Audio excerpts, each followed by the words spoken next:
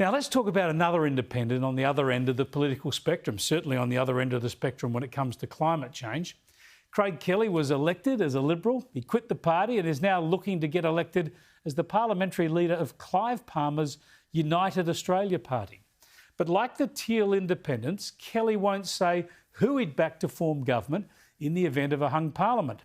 He says he'll make 3 demands of the parties linked to pandemic management and vaccine mandates. But when I spoke to Craig Kelly earlier today, he wouldn't give any undertakings about whether the Coalition or Labor would get his support. Well, Chris, we can also support none of them. If we cannot get those 3 basic proposals forward, we will not support any side to get form a government. Remember, in the last parliament, we had several Liberal senators. They said they were going to vote against the government on everything, right, unless those mandates were lifted. Now, that is the policy that we will take. So it'll be up to Mr Albanese or Mr Morrison either to support those 3 policies, otherwise they will not get our support. Now, how is your campaign going? Do you believe that you're a good chance to be re-elected under this banner? Oh, look, Chris, I know it was always going to be a very tough road for me. The people have said go to the Senate, that might have been easier, but I want to stay and fight for my seat. It's a great community. I've represented them for 12 years.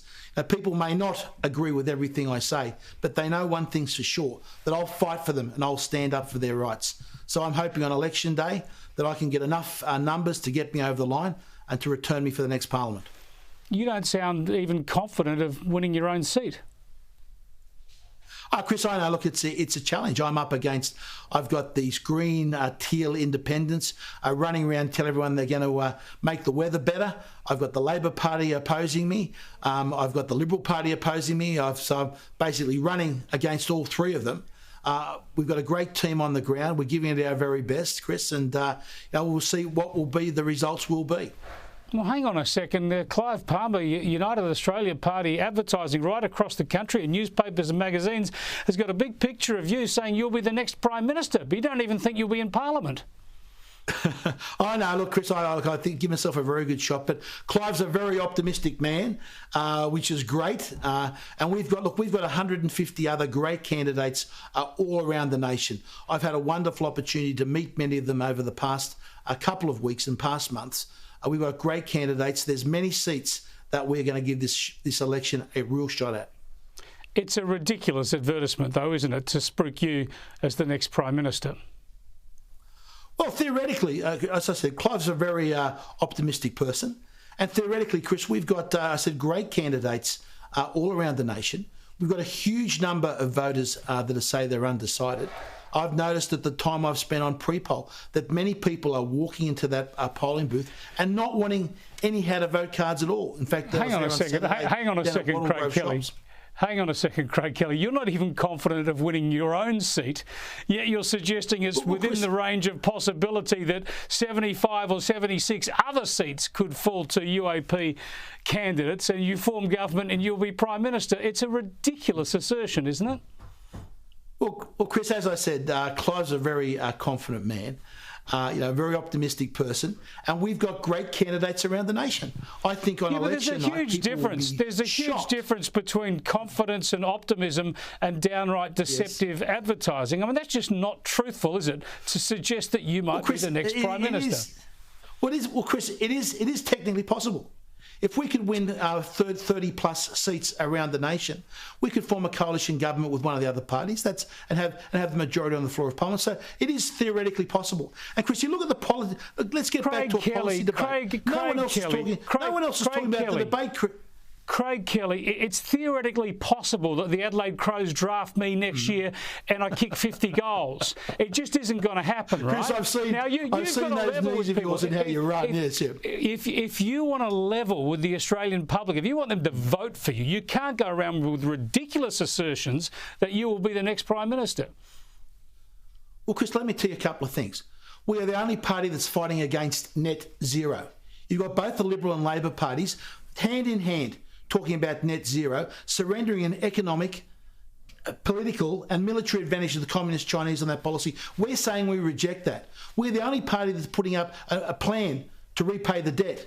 We're the only party that actually has a genuine plan to attack the housing affordability crisis in this nation and to restore that great Australian dream for generations. Let's pick up on that. Let's pick up on that, because apart from this absolutely ridiculous advertising campaign that says you'll be the next Prime Minister, you're saying that you'll keep all mortgage repayments for the next 5 years to just 3%. Now, how will you do that? Will you pass laws to legislate against the independence of the RBA? Will you stop the RBA putting up the cash rate, or are you going to force banks to run home loans at a loss? Okay, firstly, the RBA, back in the 1990s, or before the 1990s or the early 1980s, I think it was, when Paul Keating made the change, the RBA didn't set the cash rate, the government did.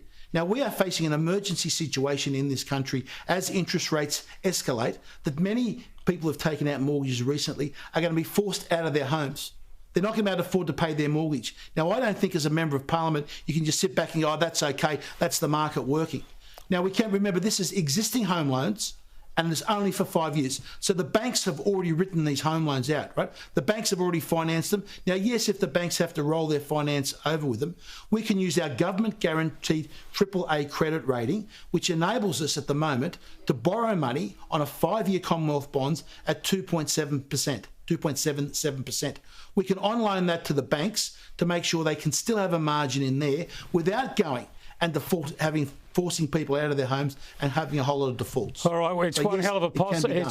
It's one hell of a policy, Craig Kelly. Now, if you talk about a policy like that and wanting to implement it, and the other things you've talked about, and if you talk about your leader Clive Palmer as being very optimistic in saying that you'll emerge next week as the Prime Minister of Australia, just finish up, if you could, Craig, by telling us what chance you give. What chance is there that you'll be Prime Minister and those interest rate policies will come to fruition?